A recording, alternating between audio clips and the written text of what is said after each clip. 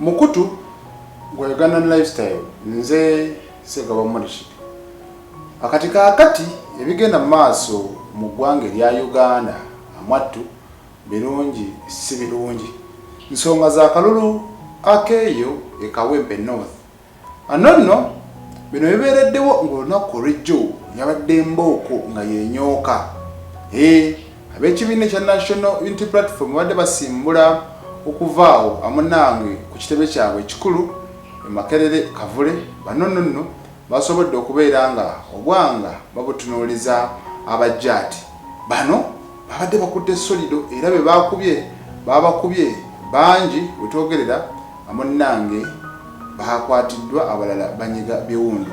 Kati Secretary General owa National Unity Platform amanyikiddwa nga Lewis Lubongoya ono nno ayina ensonga zayogedde ku bano abakwatiddwa. Ewejogerera tugenda ku zipoliisi ez'enjawulo ne bannamateeka baffe okulaba embeera abantu baffe gye balimu. Ewandegera waliwo abasibe bangi abalimu Honorable Nyeko Derrick Makindye East ne Honorable Mwada Kunyinja wa Kyadondo East. Waliyo abaana baffe abalala, waliyo gwe bayita Nabosa, waliyo Comrade gwe bayita Sega. Kawempe waliwo abasukkamu 32. So tiimu zaffe zigenda mu maaso n'okubalambula. Tufunye injuries ez'enjawulo abantu baffe abakubiddwa, abasajja bajjaati bali mu malwaliro ag'enjawulo. Mu mbeera endala ate n'omwogezi ow'ekibiina kya Democratic Party amunnanga ayina ensonga z'yasobodde okubeera nga attaanya ku nsonga z'akalulu k'e Kawempe. Bwe mubeera mukoye ebyokulonda mubijjeewo. Kyenyumiza nnyo okuba nti saawe n'akalulu k'e Kawempe kafuuse lutalo.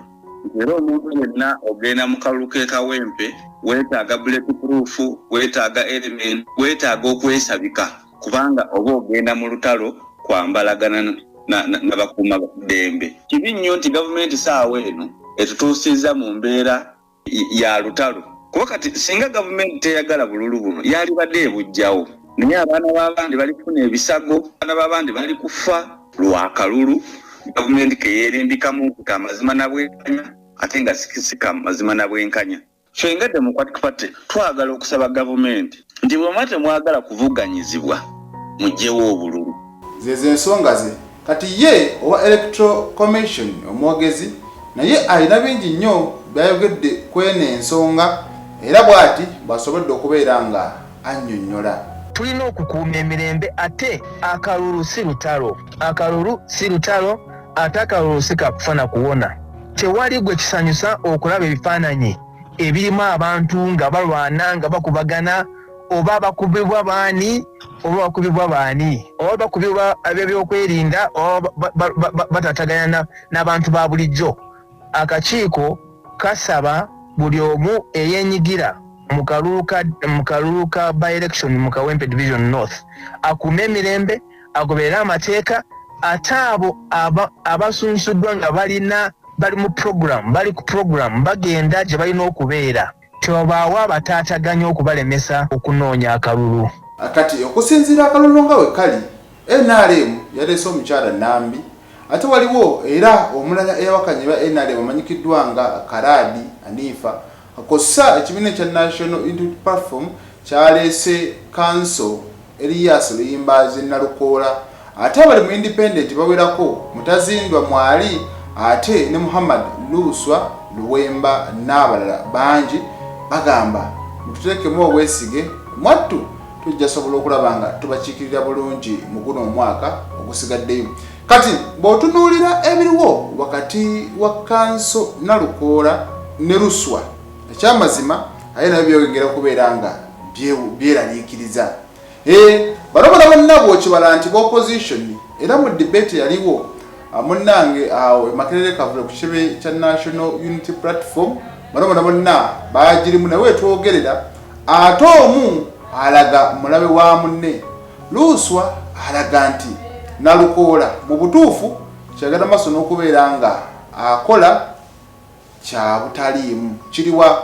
Agamba Segirinya bwe yali ng'akyali mu ICU mu ddwaliro agenda maaso n'okubeera nga ajjanjabibwa nti ono yali yamala dda okubeera ng'atandika okutimba ebipande bye ebiraga nti mu kalulu ka 2026 agenda kubeera nga yeesimba mu kifo ekyo. Kale gwandaba ekyo kirimu obuzibu nze naawe ono bingi byagaseeko n'agamba bannange mundeke ekisanja kyali kyaffe ekisanja kyali kya Sseggirinya nze muyambi we mumpa akalulu ngende mu palamenti ate nsobole okulaba nga ntuukiriza era mmalirize n'ebyo omugenzi byaleka takoze.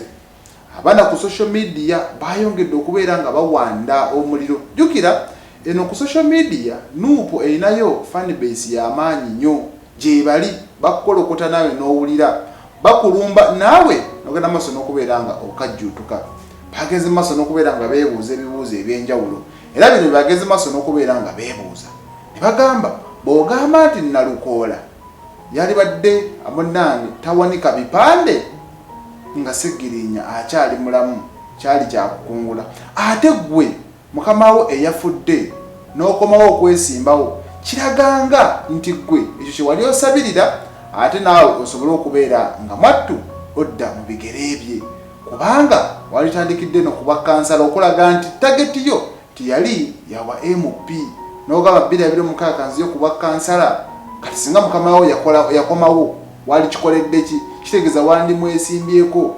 Kyakubiri National Unity Platform bebaali bakama ba mukamawo bebaali ba boss aba mukamawo kati bw'obanga nabo amunange wabajemera ate kijja kitya nti wali badde mukamawo omuwa ekitiibwa singa akyaliwo nga mulamu. Bintu biri ku social media. Kyakubiri ono agamba singa anafuna akasente ajja sobola okulaba nga aweerera abaana ba Muhammad Sseggirinya abaweerere bali ne beebuuza singa amunnange omwaka ogumu abakutte mu palamenti gunaaba guweddewo kitegeeza tojja kubeera kuddamu nga obayamba kubanga fera tukimanyi nti nno omwana asoma okuva ddala mu nassale P7 secondary okutuuka ddala ku university kati katugambe nti nno 225 bakuwadde 206 munnange ne batakuwa kitegeeza ojja kukomawo okuyamba abaana ba mukwano gwo kyebeebuuza kubanga abaana Sseggirinya bayina tewali n'omu munnange yamaliriza kusoma bonna bakyali eno mu masomero aga wansi. Kati kyogamba nti nno ogenda labirira abaana be kitegeeza nti nno bwe banaamaliriza munnange okujja mu palamenti nga naawe okuyambako okukoma ekyo n'ekibuuzo kiri ku social media. Ekirala bagamba sente ezo zotadde mu campaign zokozesezza ebintu ebyenjawulo lwaki si ze zimu ze wasobola okubanga osevinga olabirire abaana ba mukwano gwo bw'obanga wali obaagala kitegeeza naawe olina ebigendererwa bibyo. Abaana ku social media mugenda maaso n'okubeera nga bongera okuwanda omuliro. Bagamba eddwaliro erya Muhammad Sseggirinya baaliggalawo renti yali asukiridde obungi ambulance emu ku zo yekola ate n'ebirala bingi nnyo omwattu ebyasobola okubeera nga biyimirira. Kati wakati mu kuganya ebintu ebyo ne biyimirira kuba wali olwanirira n'okufiirira munnange abantu beekawempe kijja kitya nti nno osobodde okufuna ssente eza campaign. Jjukira okwewandiisa oba osasulayo bukadde 3 kati ogattako eza campaign mafuta kugenda mu kyalo nga bwe yagenda munnange ku malaalo bagamba ezo zonna ssente wali badde wazikozesa dda okulwana eddwaliro ne lisigalawo okulwana abaana ne basigala nga basomera mu masomero amalungi. Kati bw'otugamba nti nno munnange weetaaga genda mu palamenti okusobola otuukiriza byonna awo oba olimbyemu waliwo abaddukanya amalwaliro nga siba MP nga gaabwe olwakiri akulemerera ng'ate olaga okyayina akasente akali eno k'osobola okuteekamu mu bwa MP.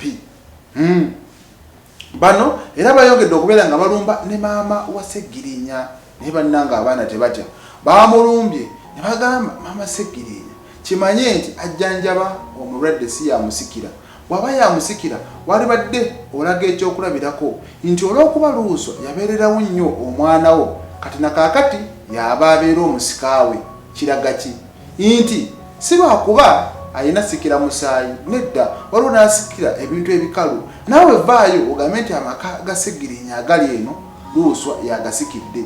Munnange kino na kino Luuswa yabisikidde mwebyammwe mwagala mubeere nga mubisigaza wabula ate kawempe abantu baayo mubeere nga mubasalirawo nedda nga mwe mwesaliddewo ne mugamba Luuswa wadde wajjanjaba nnyo omulwadde nitujja kubeera nga omusikira leka n'abantu beekawempe beesalirewo wadde oli be bamutala mu parliament ate si mmwe abalina obbalagira kiki ekyokukola. Abaana ku social media bingi nnyo bye basobodde okubeera nga boogera era boogenda mu comment sections eza vidiyo ez'enjawulo naddala mu mboozi omuli maama wa Sseggirinya n'ezo eza Luuswa byebyo ebigenda maaso n'okubeera nga biri eyo munda. Luuswa nange weddira nkima nange ndi musajja neddira nkima naye abaana bye bagenda maaso n'okubeera nga bakwogerako bagamba Nalukoola si yakulemesa tiketi nedda. Bantu bangi nnyo bajja okuvuganya ku eyo tiketi era ne bajja okwesimbawo. Kati okujja ne weesimbawo ku bannamunigina kitegeeza wayisa olugaayu amunnange mu kibiina mukamaawo kye yali akkiririzaamu ennyo. Kolowooza gyali mu kiseera kinene omusanyufu awulira atya ng'alaba bakama be ate gwe amunnange enteekateeka zaabwe zonna zonna wazisuula muguluka n'ogenda maaso nakubeera nga okola bibyo. Naye nze kye ŋŋamba akalulu weekali bagende buli omu avuganye anaawangula ng'awangula. Nalukoola bw'owangula kirungi kiikirira abantu bo ate ne Luuswa bw'onaawangula naawe kiikirira abantu bo. Yenna anaawangula fe tumusabira birungi atusabira n'abantu beekawempe okubatuusaako empeereza ennungi kyekyokka teri kirala. Bino tebirina bbeera mu kkolima kubanga bw'ona agamba Nalukoola akikulekere bw'anaakikulekera ne NRM enaakulekera ne DP enaakulekera n'abalala banaakulekera. Olaba bo aba National Unity Platform ababadde n'omubaka ow'ekibiina kyabwe nga yakiikirira eyo opposition teyasaze okugamba nti no katulekere ab'ekibiina ekyo munnange bazzeeyo omubaka omulala kubanga already be bayinayo omubaka nabo bali mu kuba campaign era emiggo mugira bagigenda maaso n'okubeera nga ginyooka. Kati osuubira abantu abakubiddwa emiggo abantu abakoze kyonna bwe bakive mu buvi bagambe tukikulekedde era kiikyo kitwale. Era n'omugenzi we yali baddeewo mukakasa era mu kibiina waali baddewo okuvuganyizibwa era naye yalifunye abo abamuvuganya abalaga nti kaadi oba tiketi ey'ekibiina ekya NUP bagyetaaga. Kati akalulu kabeere ka kisajja kikulu amulekeraawo okugamba nti ate gwe Nalukoola ate gwe nalabyeko ne ku Kalifa ng'agamba tukooye ab'amataayi tukooye ab'amasuuti naye nga mwattu bw'omutunuulira talina interview na wonna walaga nga tayambadde suuti buli wamu aba agyambala naye ate ye kennyini n'agamba tukooye ab'amataayi n'ab'amasuuti. Buli muntu ayagala nnyo okusomesa ku mwana we okutuukira ddala ku mutendera ogwa university. Munnange oba tewasobola leka kuvumirira ate abo baakikola. Buli omu akyegomba. Oli najja nga ayambadde suuti ne bamuwa ekitiibwa najja nga ayambadde amunnange atonya mooli ne bagamba yoyo obwaffe kubanga ne mu parliament tusuubira nti nno ojja kubeera ng'oyambala bitengi byokka nedda masuuti ye dress code esookebwako. Embeera bwetyo ya social media bwe bikoze obubi nsaasira nange nzize kubabuulira bigenda maaso. Nze Ssegawa Rashid.